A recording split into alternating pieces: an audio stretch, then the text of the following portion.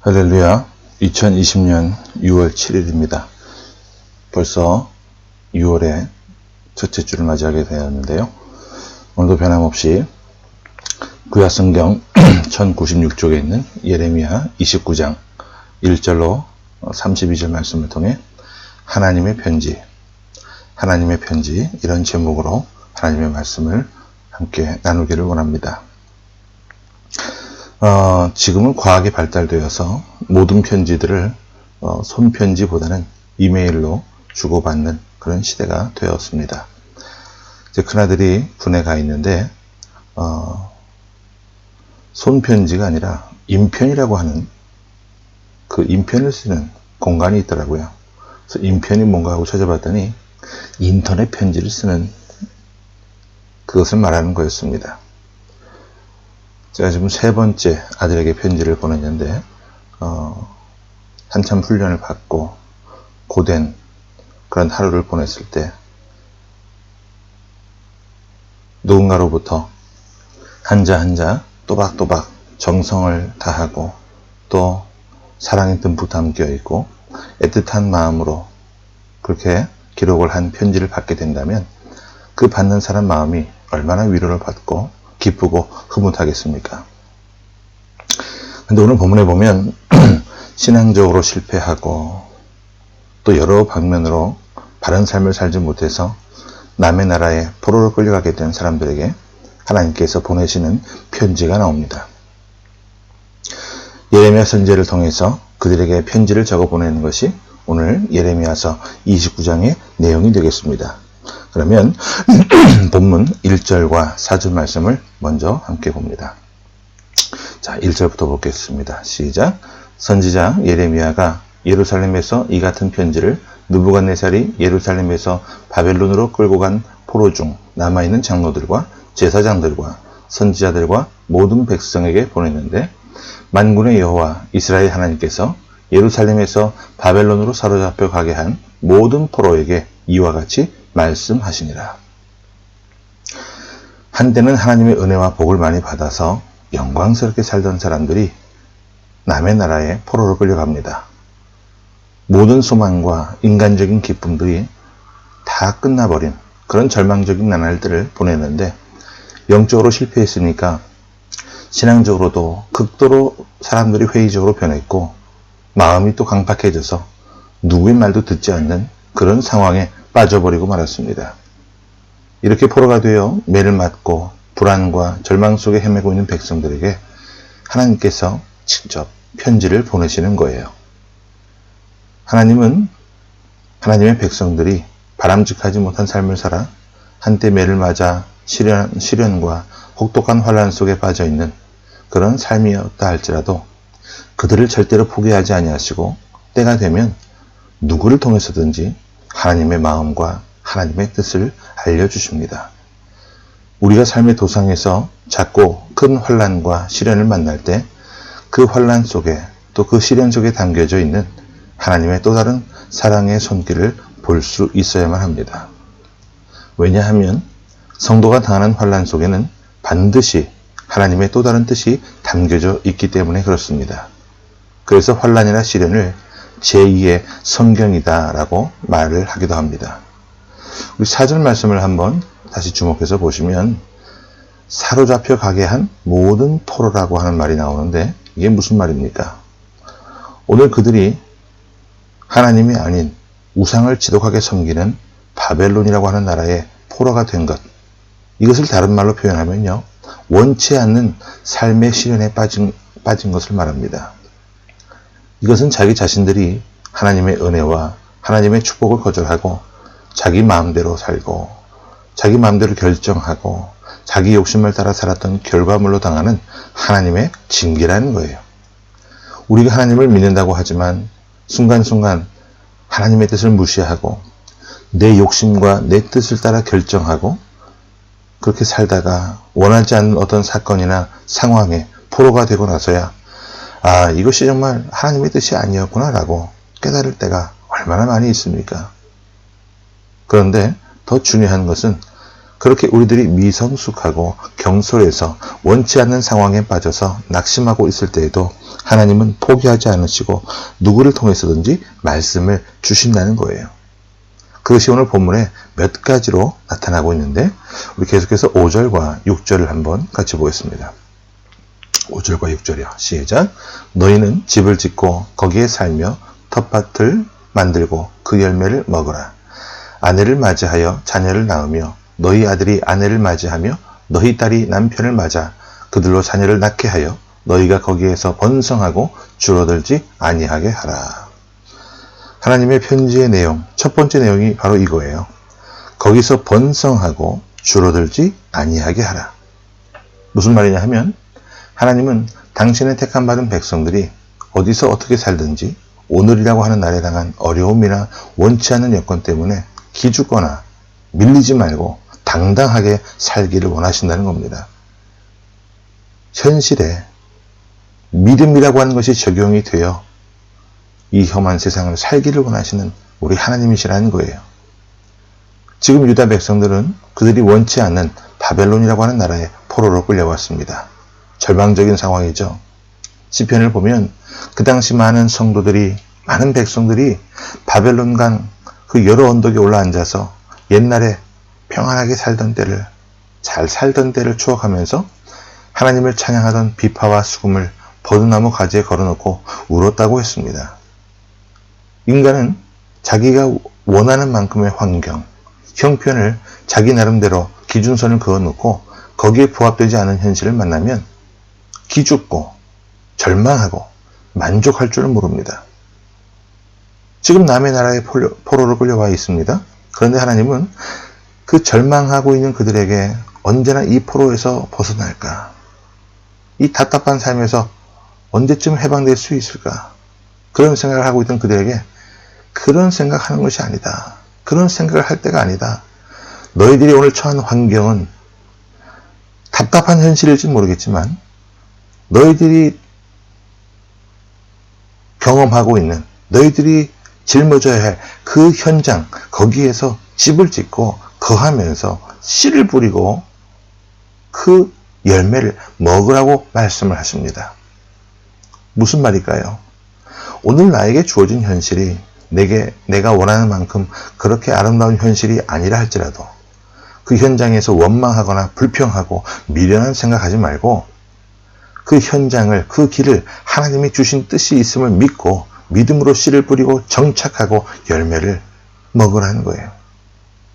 여러분, 하나님의 사람은 어디에 어떻게 살게 되든지 간에 과거에 또한 자기가 어떻게 살았거나 혹은 오늘 자기가 그어놓은 어떤 기준에 연연해하지 않고 오늘 내게 주어진 현실 속에서 그곳이 어디든지 간에 믿음으로 최선을 다해서 기쁨으로 심고 소망을 가꾸고 열매를 맺는 그런 당당한 모습이 있어야만 합니다.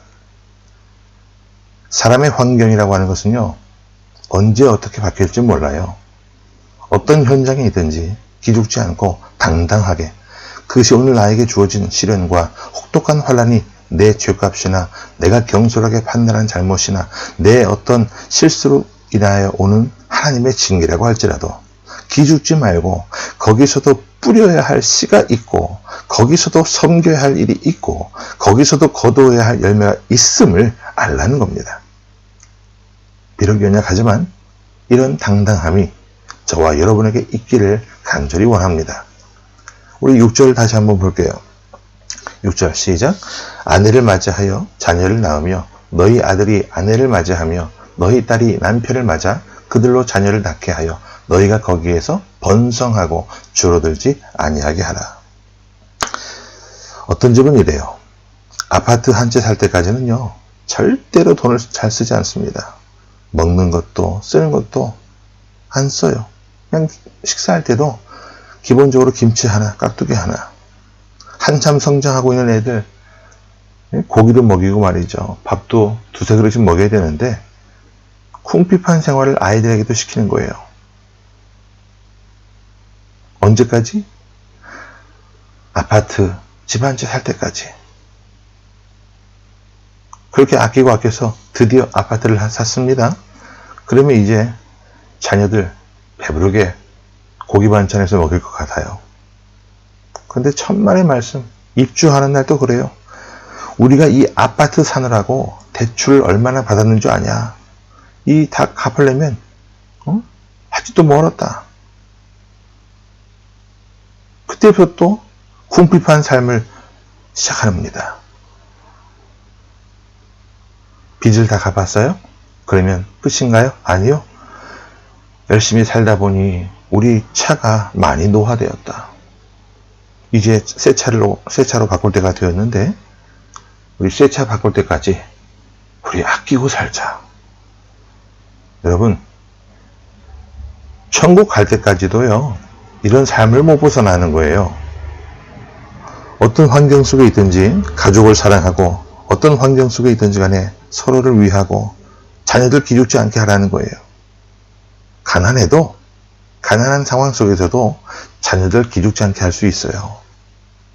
예수 믿는 사람은요, 어떤 형편 속에 있든지 간에 가족을 사랑하고 내가 하는 모든 일에 최선을 다해서 살아야만 합니다. 돈이 있어야 할 수 있다고요? 천만의 말씀입니다. 지금 남의 나라에 포로로 끌려와서 믿지 않는 사람들조차도 당신들 예수 믿더니 지금 그 꼬라지가 뭐냐? 그렇게 비아냥거림을 당하는 그런 상황 속에 있어요. 하지만 하나님 말씀하십니다. 예레미야를 통해 편지를 보내주시면서 너희들 그래도 그런 말 들어도 기죽지 말아라.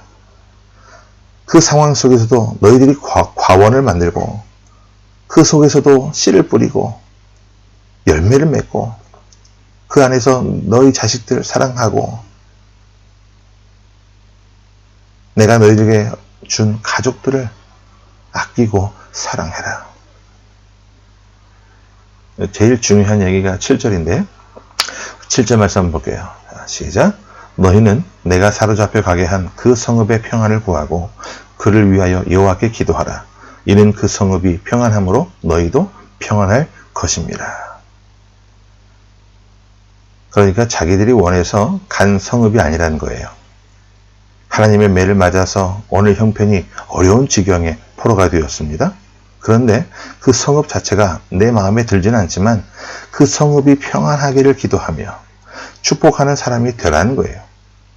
여기 아주 중요한 교훈이 들어있는데 하나님의 백성들은 어디에서 어떻게 살든지 간에 오늘 내 자신에게 주어진 환경이나 지역이나 나에게 아픔을 준 사람을 미워하거나 적의를 품고 대하지 말라는 말씀이에요.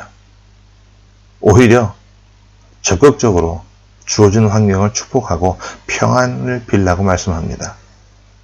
하나님의 편지의 첫 번째 내용은 오늘 주어진 현실이 어떠하든지 간에 기죽지 말고 쇠잔하지 말고 번성하여서 오히려 우리가 거하는 그 땅을 축복하고 그 땅에 거하는 사람들을 축복하라는 거예요.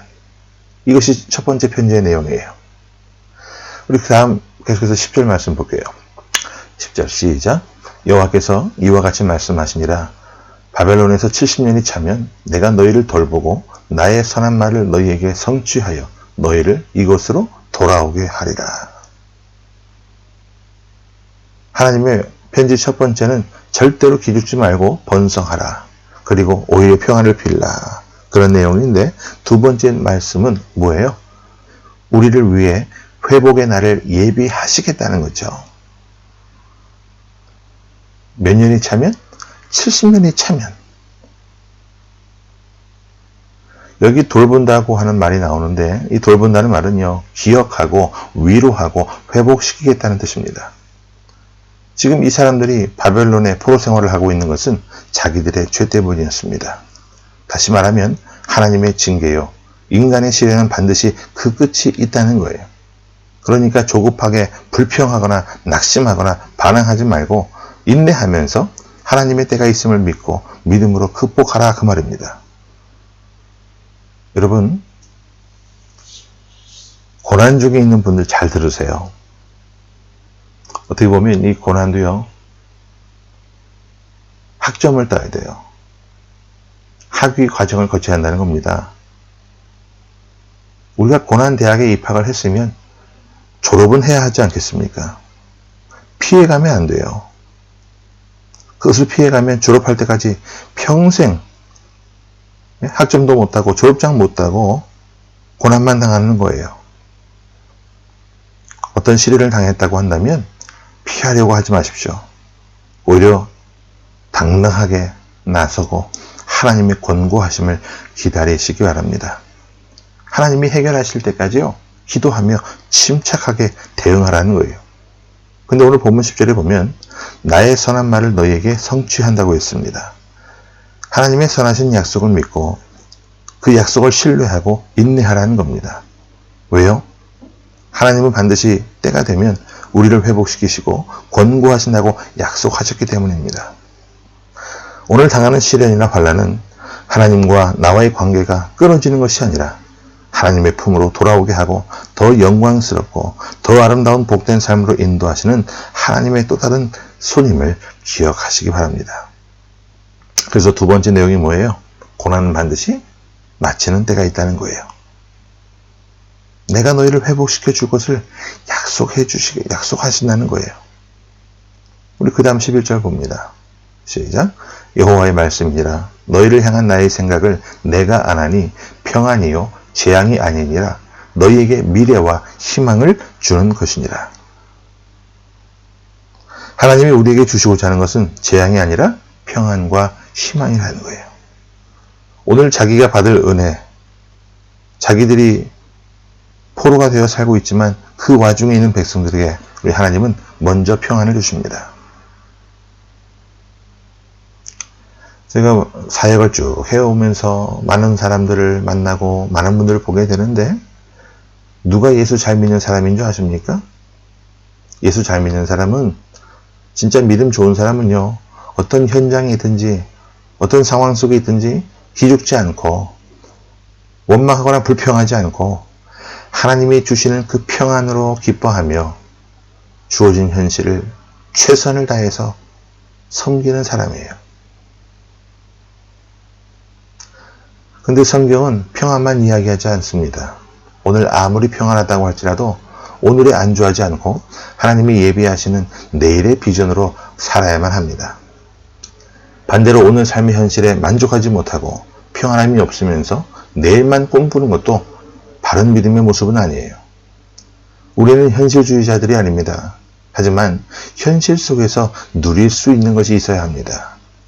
바로 하나님이 주시는 평안이고 현실에 매이지 않고 내일을 꿈꿀 수 있는 거예요.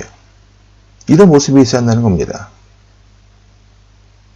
오늘이라고 하는 날이 우리 눈앞에 펼쳐진 현실이 어떠하든지 간에 우리가 반드시 받고 누려야 할 영적인 축복은 하나님이 주시는 평안임을 기억하시기 바랍니다.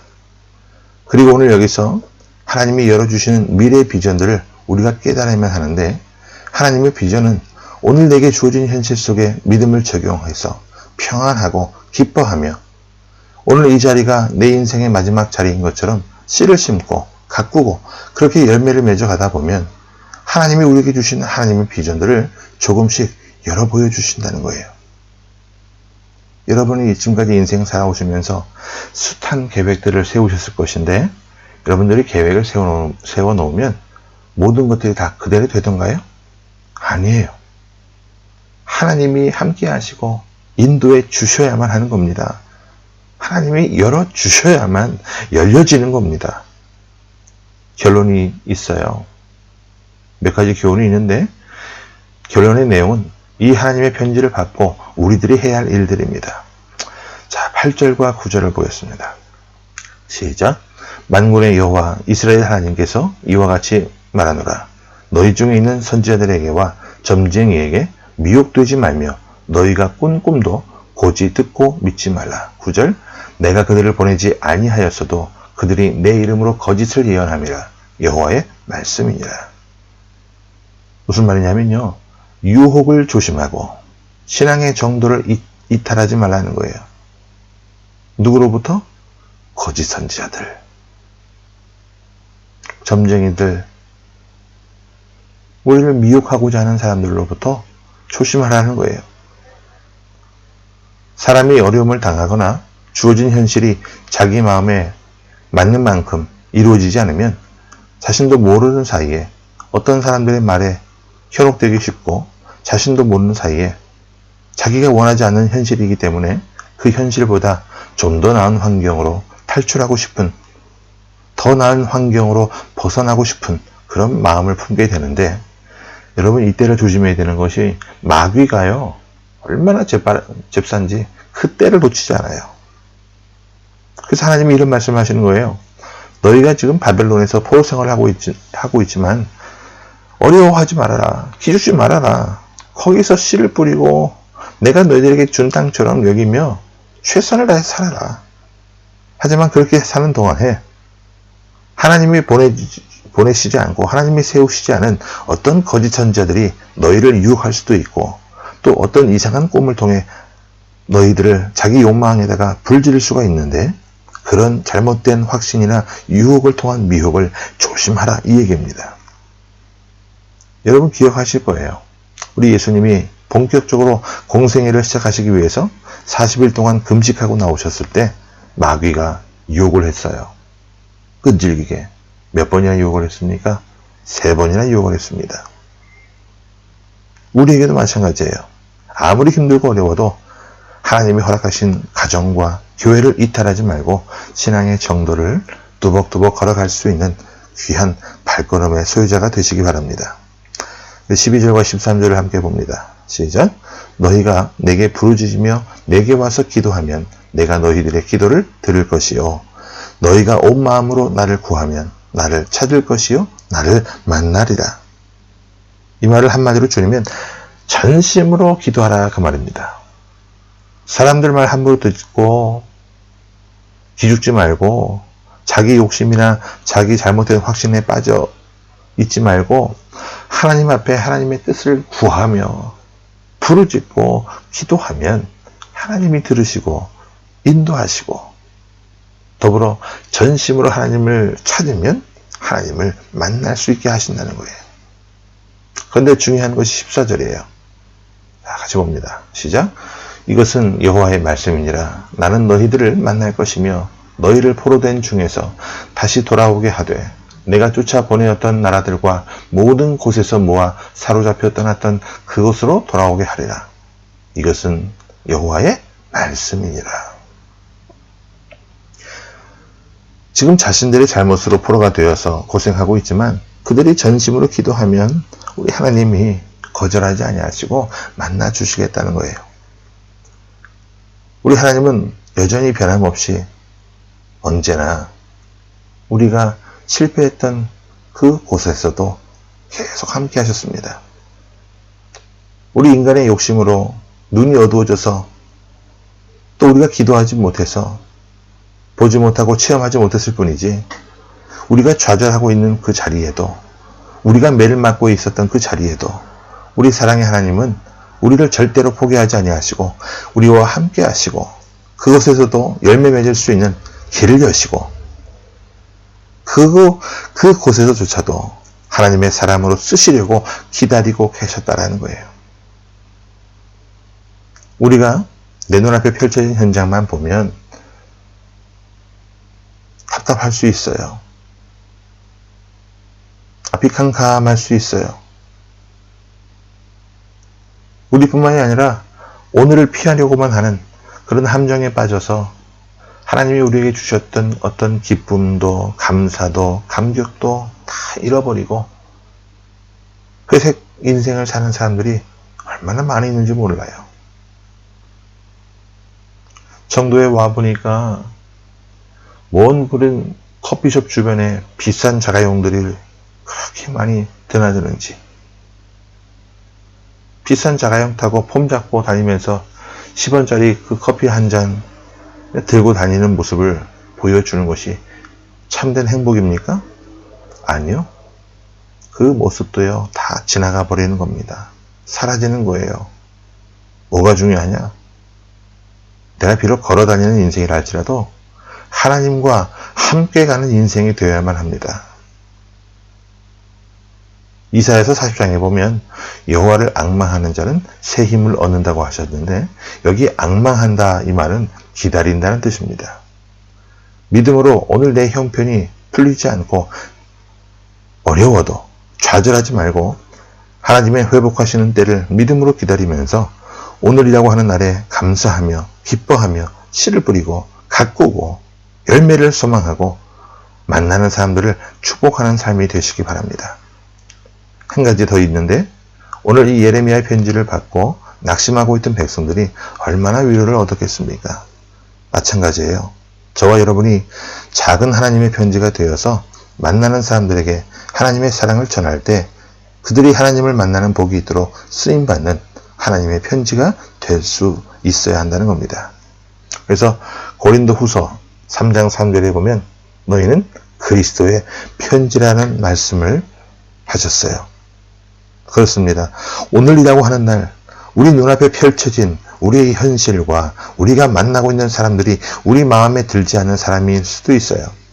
오늘 우리에게 펼쳐진 현실이 감사할 수 없는 듯한 그런 아픔의 시련일 수도 있어요. 그러나 하나님은 말씀하시는 겁니다. 나는 내가 그 현장에서도 거기에서도 씨를 뿌리기를 원한다. 거기에서도 열매를 맺고 그 어려운 상황 중에서도 인내하며 가족들을 보듬어 안고 위로하고 격려하고 사랑해주고 내가 너에게 허락한 그 만남의 복을 통해 더 번성하고 쇠전하지 않기를 원한다. 나는 너희들이 힘들어도 오히려 믿음으로 일어나서 너희들이 살고 있는 그 성읍, 그 땅, 오늘의 그 현장을 그 만난 사람들을 위해 복을 빌어주는 하나님의 사람으로 일어나는 모습을 갖기를 원한다. 이런 하나님의 마음을 우리가 느낄 수 있기를 바랍니다. 하나님의 사람답게 쇠잔해지지 말고 기죽지 마시고 당당하게 일어서서 기쁨으로 평안하게 그들을 섬기고 그들의 영혼의 평안을 빌고 그들 영혼이 구원받을 수 있도록 섬겨주고 우리의 기도와 우리의 섬김을 위해서 살아계신 하나님이 그들에게 만나지는 역사가 있도록 기도하고 예수 잘 믿는 가문이라는 더 성숙된 가문이 될 수 있는 전환점이 될 수 있도록 하나님의 평강이 내 삶 속에 우리 또한 사랑하는 삶의 모습 속에 사랑하는 사람들과의 관계 속에 임할 수 있도록 여러분 더 기도하는 삶이 되시기 바랍니다. 오늘 주신 말씀을 통해서 특별히 하나님께서 예레미야를 통해 우리에게 직접 보내주신 이 편지의 말씀을 늘 묵상하고 기억하며 그리스도의 편지답게 살아가는 저와 여러분의 모습이 될 수 있기를 주의 이름으로 간절히 축원합니다. 아멘. 함께 기도합니다.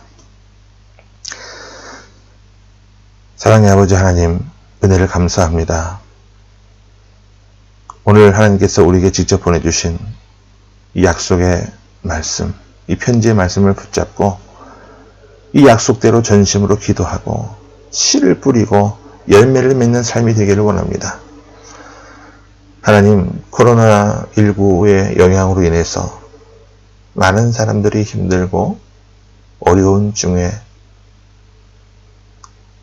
누군가를 원망하며 현실을 부정하며 사는 모습이 아니라 우리 예수 믿는 사람들만이라도 깨어서 이 가운데서도 서로를 위로하고 격려하며 어떤 형편 속에 있든지 간에 평안을 누리는 삶이 되게 하시고 기쁨을 누리는 삶이 되게 하시고 하나님 앞에 간구하고 기도하는 삶을 통해 길이 열려지는 그런 응답을 받는 놀라운 삶이 될 수 있도록 주님, 저희와 함께 하여 주옵소서. 특별히 건강의 문제나 자녀의 문제나 물질의 문제나 여러 가지 문제들을 우리가 끌어안고 살아가는데 하나님, 나 혼자만의 힘으로 해결해 보겠노라고 발버둥치는 어리석은 모습이 없게 하시고 나에게 허락해 주신 귀한 믿음의 가족들, 믿음의 공동체 식구들과 함께 서로 짐을 짊어지고 나누며 함께 기도함으로 하나님이 우리의 기도에 응답하시고 귀기를 주셔서 길을 열어주시는 것들을 보게 하시고 살아계신 하나님이 우리와 지금도 함께 하시는구나. 그 사실에 목 놓아 울며 감격하며 더 감사하며 하나님 앞에 참된 예배자의 모습으로 나아갈 수 있도록 주님 저희와 함께하여 주옵소서. 살아계신 주 예수 그리스도 이름으로 감사하며 간절히 기도하옵나이다. 아멘.